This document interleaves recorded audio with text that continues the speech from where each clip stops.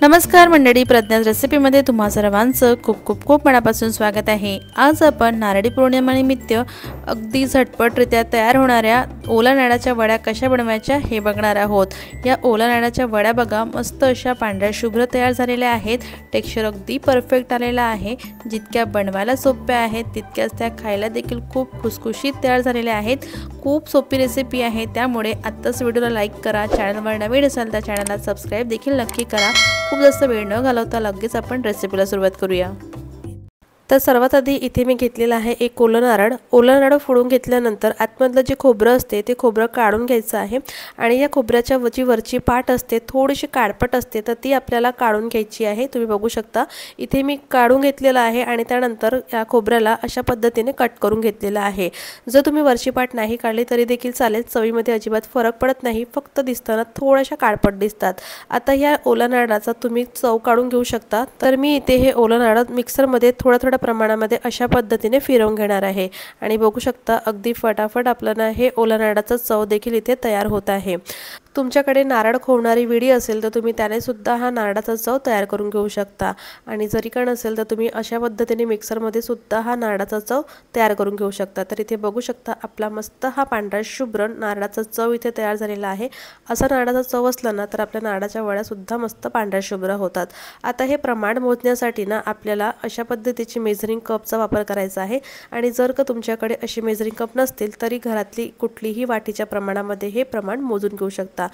तर या मेजरिंग कपच्या प्रमाणामध्ये बरोबर हा 1 कप नारळाचा चव निघालेला आहे। याला मी अगदी काठोकाठ भरलेला आहे आणि थोडंसं प्रेस करून सुद्धा भरलेला आहे। तर बरोबर हा 1 कप नारळाचा चव इथे तयार झालेला आहे। आता गॅसवर एक कढई ठेवूया। यामध्ये घालून घ्यायचं आहे 1 चमचा व साजूक तूप आणि यामध्येच घालून घ्यायचं आहे आपल्याला 1 कप ओला नारळाचा चव। गॅसची फ्लेम अगदीच मंद ठेवायचा आहे आणि याला 1-2 मिनिटांसाठी असं हलकसं परतून घ्यायचं आहे। ओला नारळाचा हलकासा ओलसरपणा आहे तो निघून जावा, त्यासाठीच आपल्याला अगदी 1-2 मिनिटांसाठी याला परतून घ्यायचं आहे। नारळाचा रंग आपल्याला अजिबात बदलू द्यायचा नाही, अगदी 1-2 मिनिटांसाठी त्याला परतून घेतलेला आहे। तर 2 मिनिटं हा नारळाचा चव परतून झाला की यामध्ये आपण घालून घेऊया अर्धा कप साखर। तर 1 कप नारळाच्या चवला आपण घालून घेणार आहोत अर्धा कप साखर। तर साखरेचं प्रमाण हे अगदी योग्य आहे, कारण आपण नारळाची वडी बनवत आहोत आणि नारळाच्या वडीमध्ये ना नारळाचाच फ्लेवर हा छान लागतो। साखर जर थोडी जरी का जास्त झाली ना तर त्यामध्ये खूप जास्त गोडवा वाटतो आणि नारळाची चव आपल्याला लागत नाही। तर 1 कपच्या नारळाच्या चवला हे अर्धा कप साखरेचं प्रमाण अगदी योग्य आहे।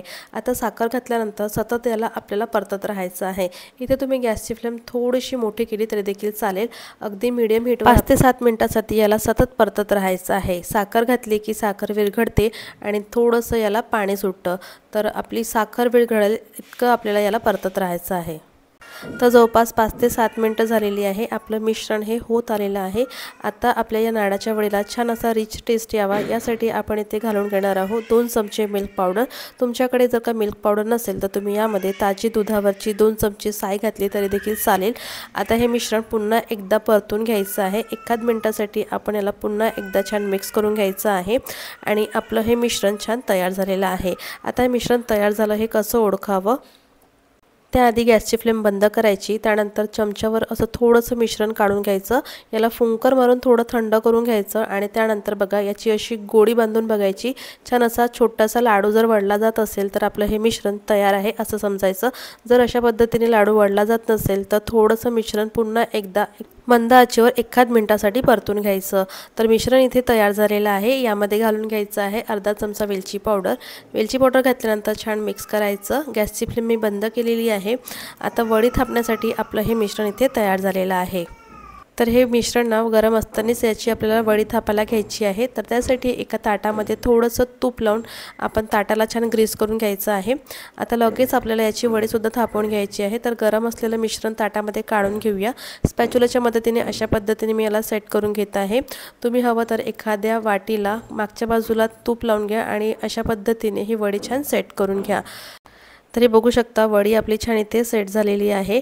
आता फक्त 10 मिनिटासाठी याला असंच ठेवून द्यायचं आहे आणि 10 मिनिटानंतर आपल्याला याच्या वड्याचे काप करून घ्यायचे आहे। तर इथे बघू शकता आपल्या वड्या ना मस्त अशा कापल्या जात आहे। मिश्रण आपल्याला खूप जास्तही थंड करून घ्यायचं नाही आणि अगदी गरम असतानाही वड्याचं काप करून घ्यायचे नाहीत। अगदी 10 मिनिटांमध्येच हे मिश्रण थोडंसं कोमट होतं, त्यानंतरच आपल्याला याचे काप करून घ्यायचे आहे। आता ही वडी जर का आपण एकदम गरम असताना कापायला गेलो तर ती कापता येणार नाही आणि खूप जर का थंड झाली तर वडी ना खूप जास्त कडक होते, तरी सुद्धा त्याचे काप करता येणार नाही। तर इथे आपल्या वड्यांचे काप करून झालेले आहे। मी गार्निशिंगसाठी यावर एक पिस्त्याचे तुकडा अशा पद्धतीने लावून घेत आहे। तुम्ही नाही लावलं तरी देखील चालेल, अशाही वड्या खायला खूप छान लागतात। आता हे पिस्त्याचे काप लावून झाले की स्पॅच्युलाच्या मदतीने हलकंसं याला प्रेस करून घ्यायचं आणि ही वडी आता सेट होण्यासाठी जवळपास 1 तासासाठी रूम टेम्परेचरवर ठेवून द्यायची आहे। तर 1 तासानंतर आपल्या ह्या वड्यांना मस्त अशा सेट झालेल्या आहे आणि तुम्ही बघू शकता अगदी सहजपणे ही वडी निघालेली आहे। मस्त अशी पांढरी शुभ्र वडी आपली इथे तयार झालेली आहे। तर अगदी परफेक्ट प्रमाणासोबत टायमिंगसोबत ही रेसिपी मी तुमच्यासोबत शेअर केलेली आहे। तुम्हाला आजची ही रेसिपी कशी वाटली कमेंट करून मला नक्की सांगा। येत्या रक्षाबंधनला, नारळी पौर्णिमेला ह्या ओल्या नारळाच्या वड्या नक्की बनवून बघा। मस्त महिनाभर सुद्धा ह्या वड्या अशा छान खुसखुशीत टिकून राहतात।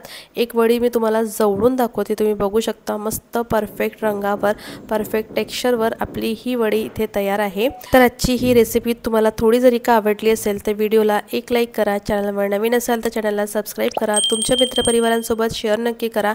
तर पुन्हा भेटूया आपण अशाच एका नवीन रेसिपीसोबत।